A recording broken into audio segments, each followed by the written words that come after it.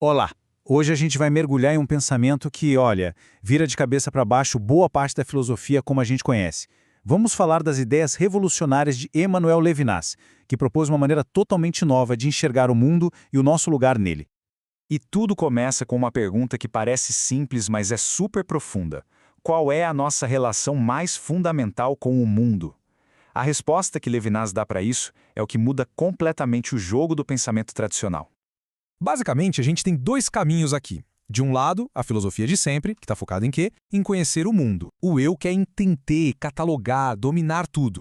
Já Levinas diz, não, peraí. O mais importante não é conhecer, é responder. Responder a quem? Ao outro. Nossa existência, para ele, se baseia na responsabilidade que temos pelas outras pessoas.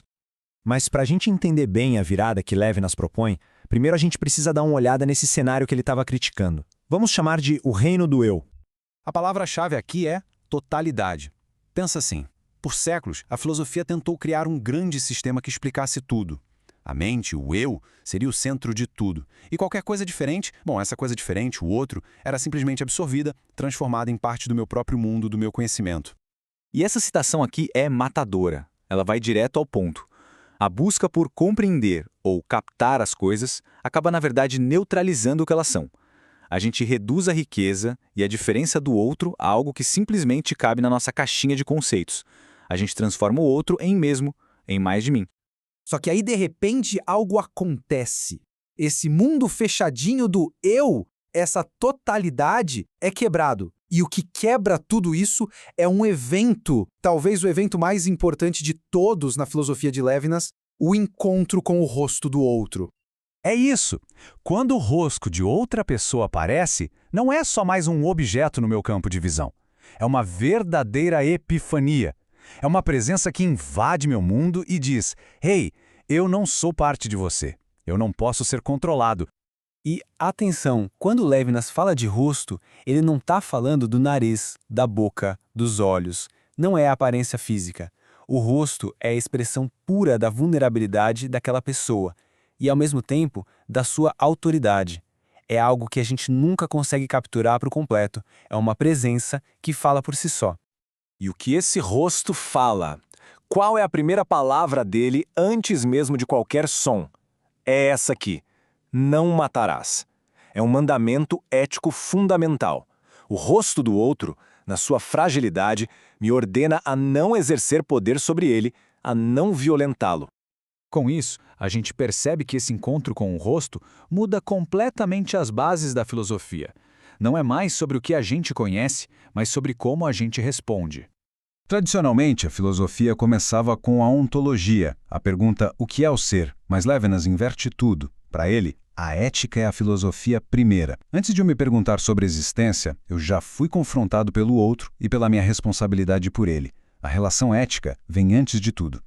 E essa responsabilidade que nasce do encontro com o rosto não é qualquer coisinha não. Levinas leva isso ao nível extremo, com o seu conceito de responsabilidade infinita. Olha só como isso é radical.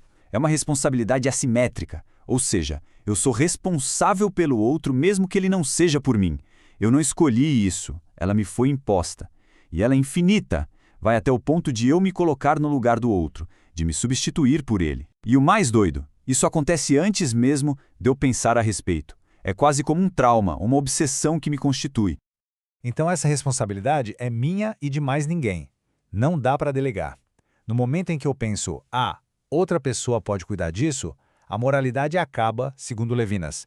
Essa responsabilidade intransferível que me torna quem eu sou, um sujeito único.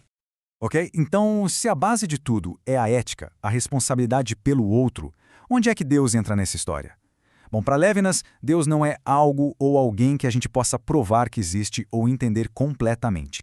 A ideia aqui é a de vestígio. Pensa em pegadas na areia. Você sabe que alguém passou por ali, mas a pessoa não está mais lá. Deus para Levinas é assim. Ele não se mostra, não se torna presente. Ele já passou e o vestígio que ele deixa é justamente essa responsabilidade infinita que o rosto do outro desperta em mim. Para reforçar essa ideia, Levinas usa o termo elidade. Deus é sempre ele, uma terceira pessoa, e nunca um tu com quem eu posso ter um diálogo direto. Isso é para garantir que Deus permaneça sempre transcendente, infinito, algo que eu nunca vou conseguir transformar em um objeto do meu conhecimento. O comando de Deus chega a mim, mas sempre através do outro. Certo. Mas aí surge uma questão prática, né? Essa responsabilidade infinita por uma pessoa é muito intensa. Mas e o resto do mundo? E as outras bilhões de pessoas? É aqui que a teoria de Levinas se expande para a sociedade. Exatamente. Se eu sou infinitamente responsável pelo outro que está na minha frente, o que eu faço quando uma terceira pessoa aparece? A ética pura, essa relação de um a um, de repente não é mais suficiente para lidar com a complexidade do mundo. Então, o processo é este. Primeiro, tem o encontro face a face. Responsabilidade total. Mas aí, chega o terceiro. Ele também é meu próximo. E o rosto dele também me comanda. E agora? Quem eu atendo primeiro? Essa necessidade de comparar o incomparável, de pesar, de moderar, é exatamente daí que nascem a justiça, as leis, a política, o Estado.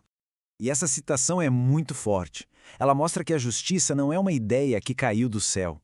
Ela nasce dessa necessidade concreta de proteger a todos. Inclusive, ela pode até justificar o uso da força para impedir a violência de um contra o outro, porque a minha responsabilidade agora se estende a todos. No final das contas, o que a gente tem é uma inversão completa de prioridades. A filosofia de Levinas nos chama para sair da prisão da nossa própria liberdade, da nossa preocupação com o eu e nos colocar a serviço do outro. A prioridade não é mais a minha existência, mas a existência do outro ser humano. E a gente termina com essa provocação. Pensa nisso. Se a gente realmente levasse a sério que cada rosto que encontramos no nosso dia a dia carrega um mandamento ético, uma ordem para sermos responsáveis, como isso mudaria as coisas? Desde uma conversa no trabalho até a estrutura da nossa sociedade. É um pensamento que nos desafia não só a pensar diferente, mas principalmente a viver diferente.